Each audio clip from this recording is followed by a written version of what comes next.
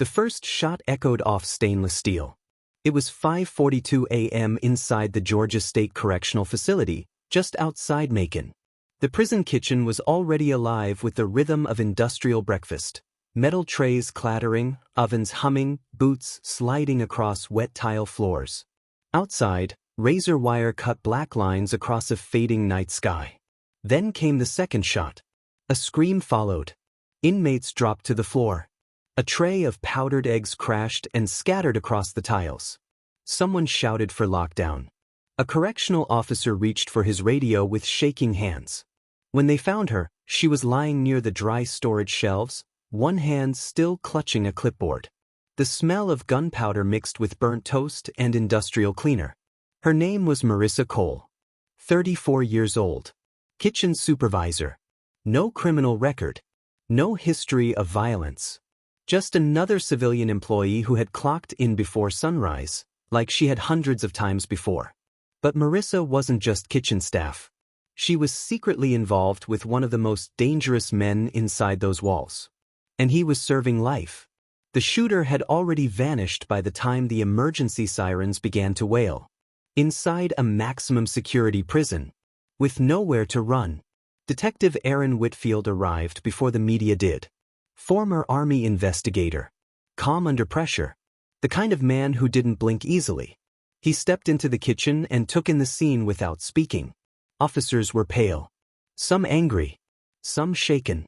A civilian staff member dead inside a locked facility was more than tragedy, it was humiliation.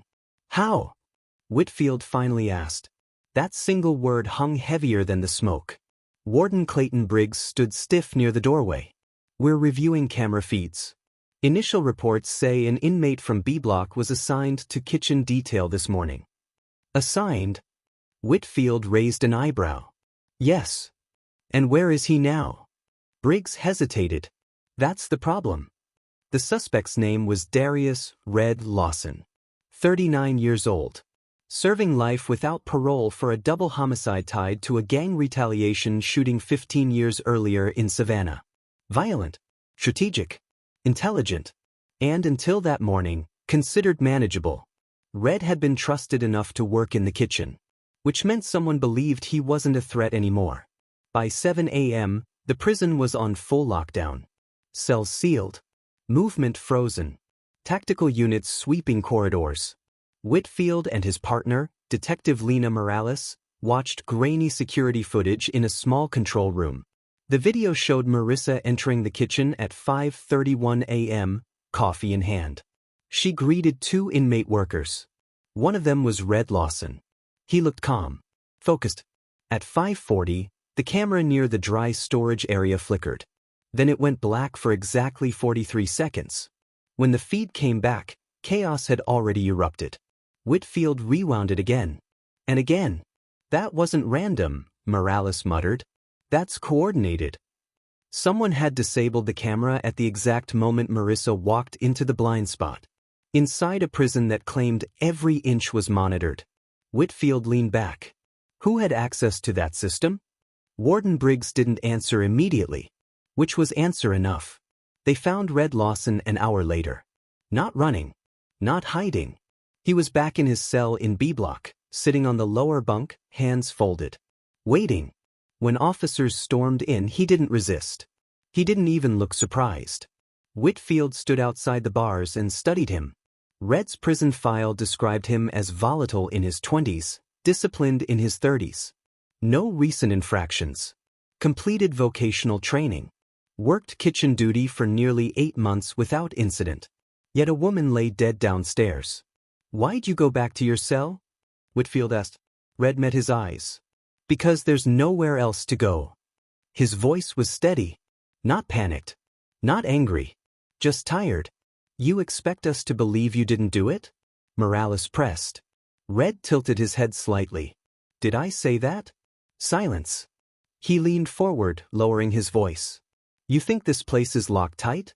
You think nothing moves without permission? Whitfield didn't blink. Permission from who? He asked. Red smiled faintly. Ask the kitchen. The relationship between Marissa Cole and Darius Lawson wasn't hard to uncover.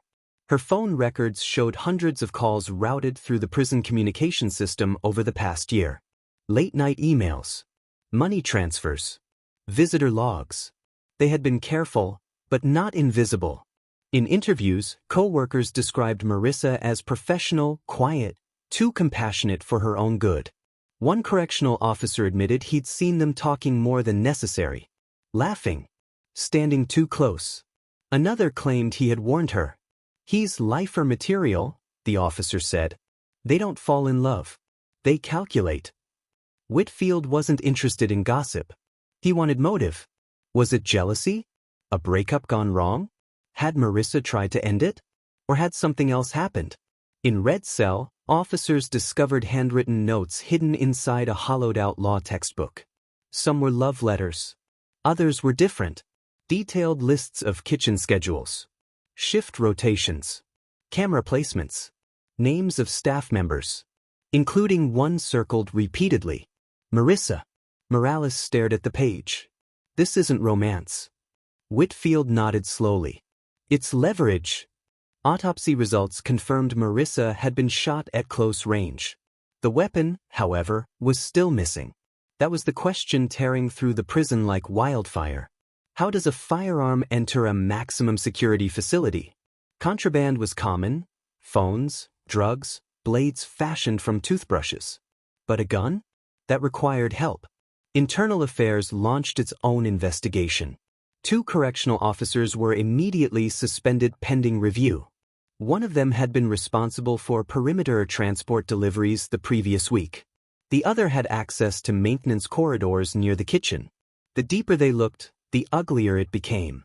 Kitchen inventory logs showed irregularities dating back months, missing supplies, unexplained delivery discrepancies. Whitfield began to see the outline of something larger. Marissa hadn't just been in a secret relationship.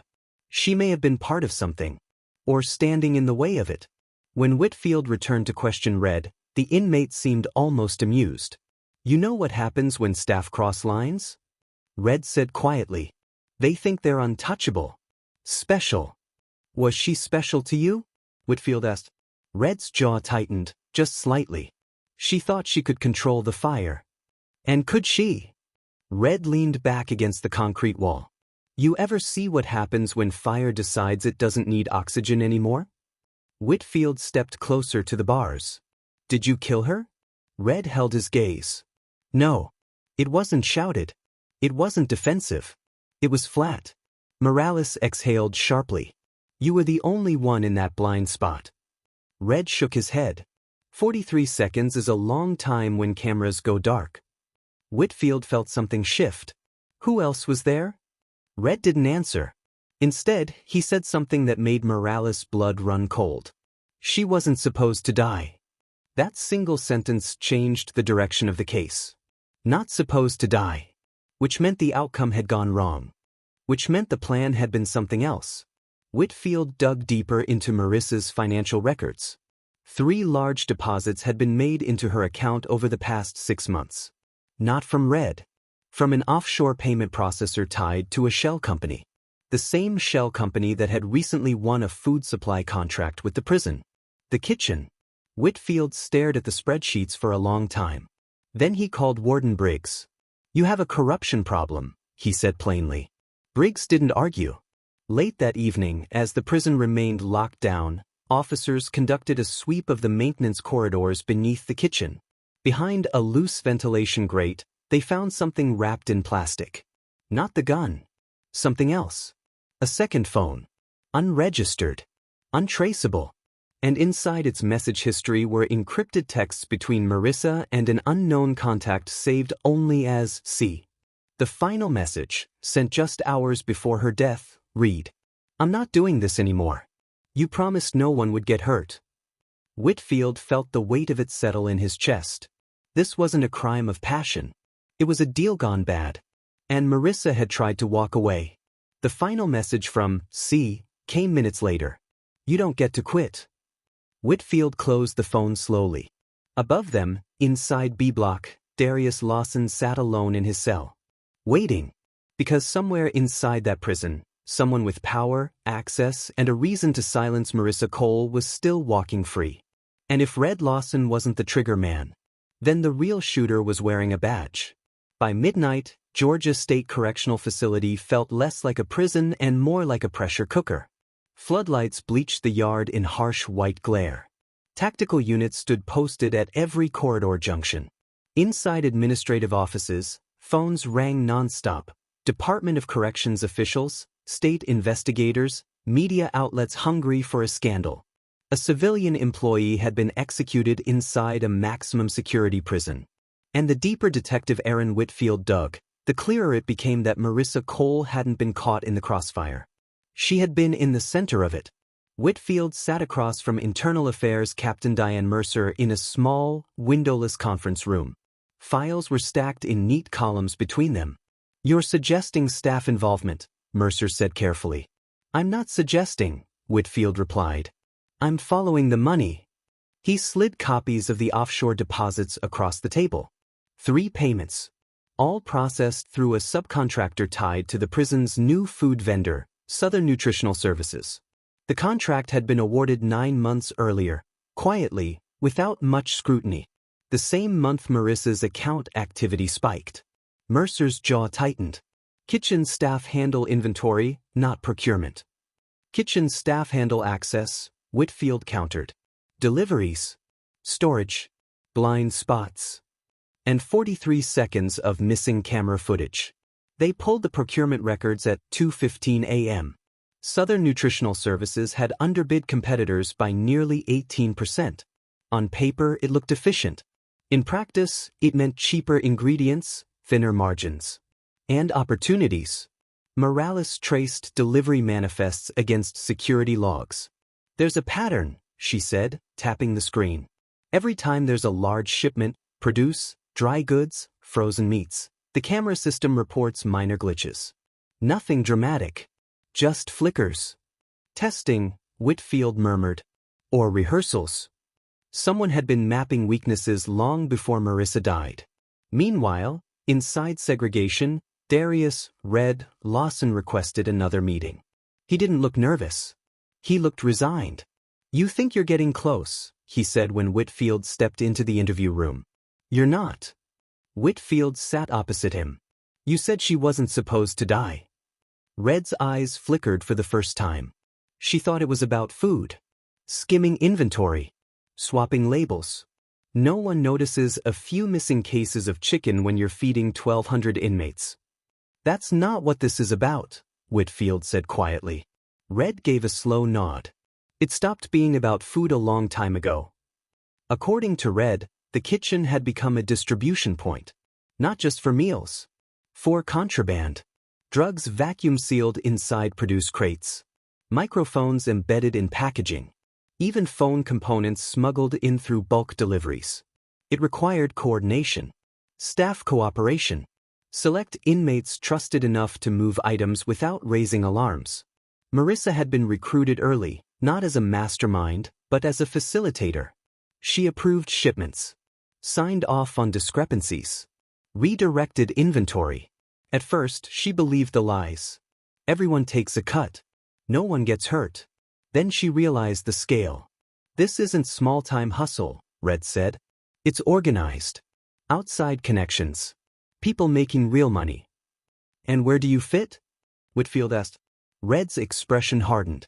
"I was insurance." The word lingered. If shipments went missing, if inmates talked, if someone needed reminding who controlled the flow, Red was the reminder. But Marissa had grown uncomfortable. According to Red, she confided in him weeks before her death. She said she wanted out. Said she was scared. "Scared of who?" Whitfield asked. Red leaned forward, lowering his voice. "You don't understand. In here, power doesn't wear orange." By sunrise, another bombshell dropped. Correctional Officer Tyler Gannon, the one responsible for perimeter delivery clearances, failed to report for his shift.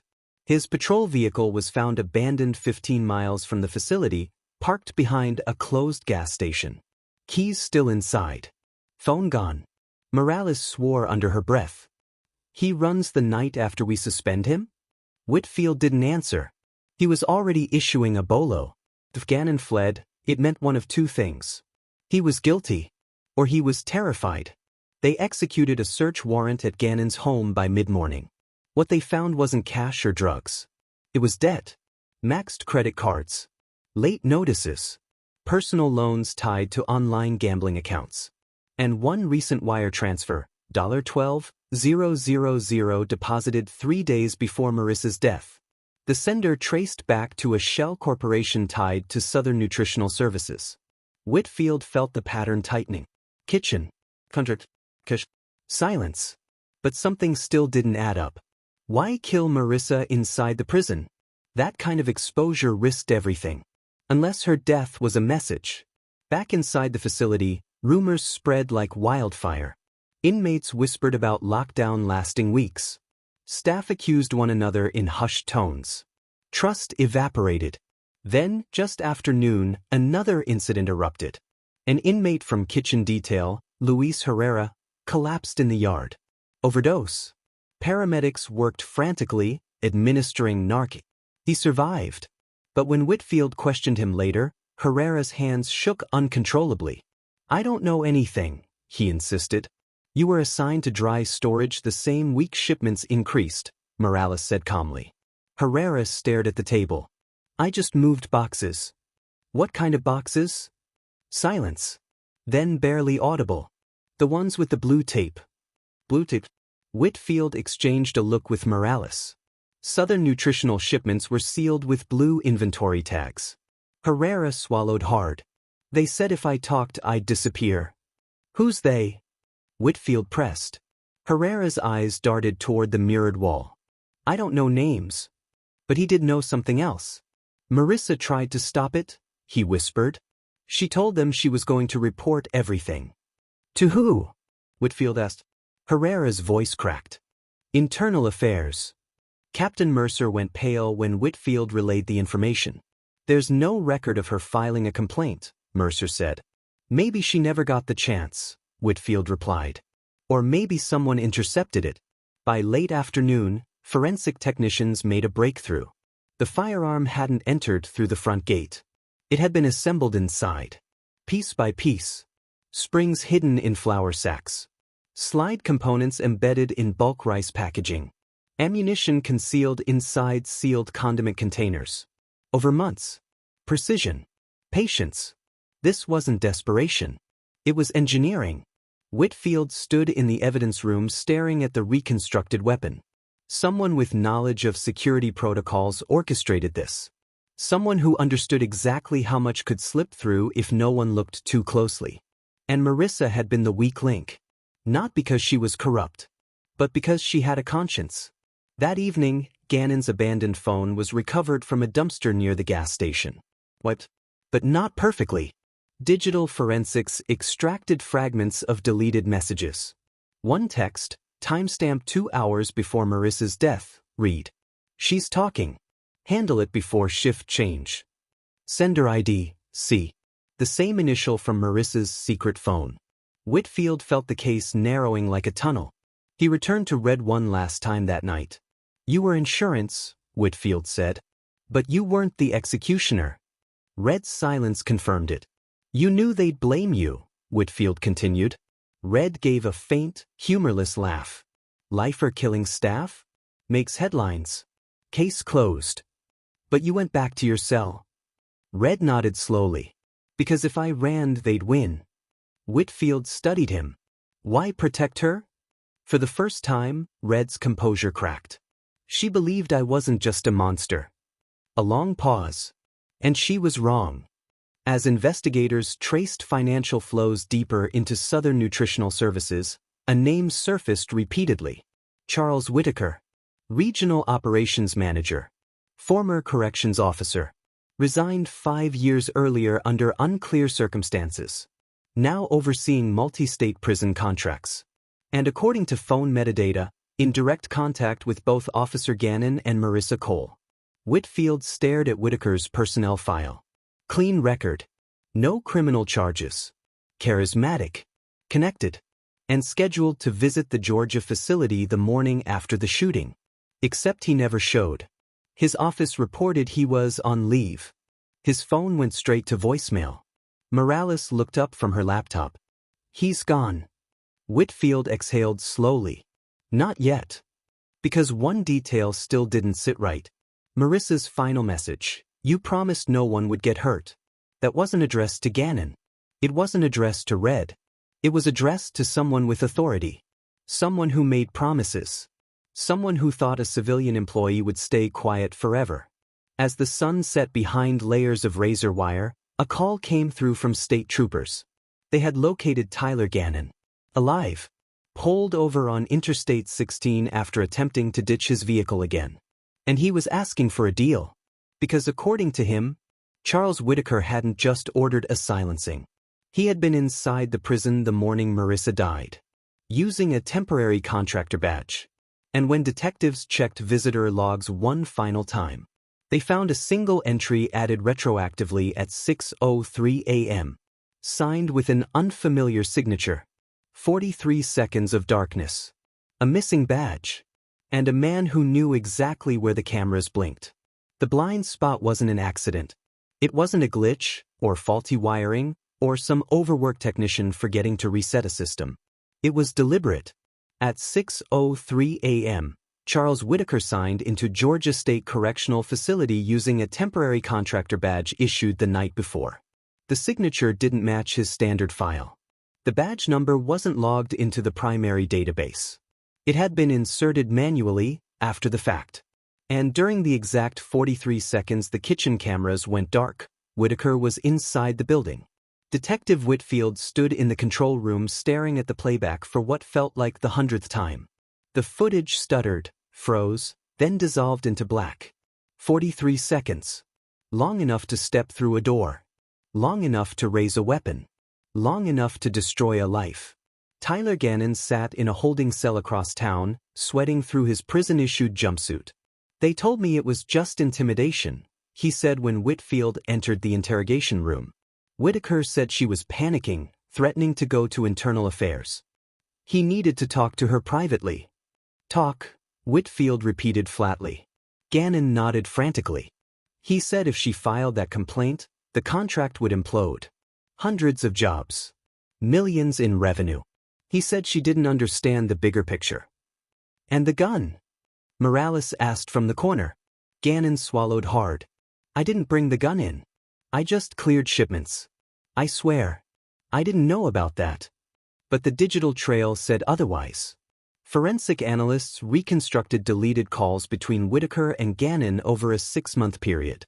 Dozens of conversations timed precisely around delivery days. Financial transfers labeled as consulting bonuses. Gannon had opened the door. Whitaker had walked through it. They arrested Charles Whitaker 48 hours later in a coastal motel outside Savannah. He didn't resist. He didn't deny it either. "I came to speak with her," he said calmly during his first interview. She was hysterical. Accusing people. Threatening to burn everything down. "Did you bring a weapon into a secure correctional facility?" Whitfield asked. Whitaker leaned back, hands folded neatly. "You're looking at this the wrong way, detective. Prisons are ecosystems. They survive because certain realities remain unspoken. You start exposing every flaw, you destabilize the whole structure." "Did you shoot Marissa Cole?" Whitaker's jaw tightened for the first time. "She left me no choice."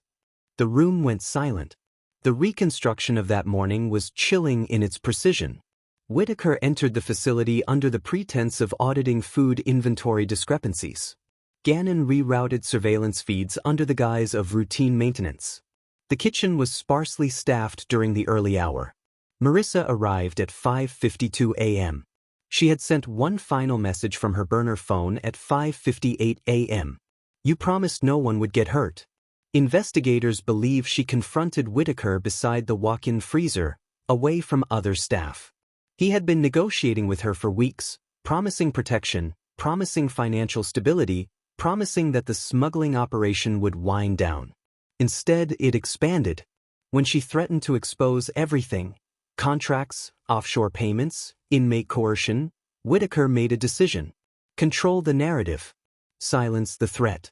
43 seconds. That was all it took. But the story didn't end with a trigger pull. It unraveled further. Financial audits across 3 additional states uncovered identical patterns. Overpriced contracts masking contraband pipelines. Staff manipulated through debt or intimidation. Inmates leveraged as distribution channels. Whitaker hadn't built a smuggling ring. He had engineered a system. One that thrived on overcrowded prisons, understaffed oversight, and the assumption that no one would look too closely. Hit subscribe, like the video, and tell me in the comments what you think really happened, because this story, it's darker than anyone inside that prison ever imagined.